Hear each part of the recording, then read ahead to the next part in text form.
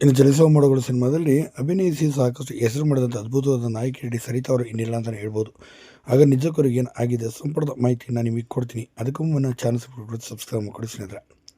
ಏನೋ ನಟಿ ಸರಿತಾ ಅವರು ತುಂಬಾ ಅದ್ಭುತವಾದಂಥ ಕಲಾವಿದೆ ಅಂತ ಎಲ್ಲರಿಗೂ ಸಹ ಗೊತ್ತಿರೋದು. ಇನ್ನು ಚಲಿಸುವ ಮೋಡಗಳು ತಮ್ಮದೇ ಆದಂಥ ಛಾಪನ್ನು ಕೂಡ ಮೂಡಿಸಿದರು.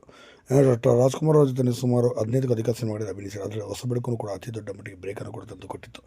ಇನ್ನು ಸುಮಾರು ಕನ್ನಡ ಚಿತ್ರರಂಗದಲ್ಲಿ 180ಕ್ಕೂ ಅಧಿಕ ಸಿನಿಮಾಗಳಲ್ಲಿ ಅಭಿನಯಿಸಿದಂಥ ಇವರು ತಮಿಳಿನಲ್ಲೂ ಕೂಡ ಅಭಿನಯಿಸಿದ್ದಾರೆ. ಇನ್ನು ತಮಿಳಿನಲ್ಲೂ ಕೂಡ ಖ್ಯಾತ ಸೀರಿಯಲ್ಗಳಲ್ಲಿ ಆಗಾಗ ಅಭಿನಯಿಸ್ತಿದ್ದರು.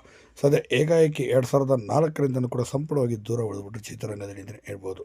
ಹೌದು, ರವಿಚಂದ್ರನ್ ಅವ್ರ ಜೊತೆ ಮಾಡಿದಂಥ ಕೊನೆಯ ಸಿನಿಮಾ ಅಂತಲೂ ಸಹ ಇವ್ರನ್ನ ಹೇಳ್ಬೋದು.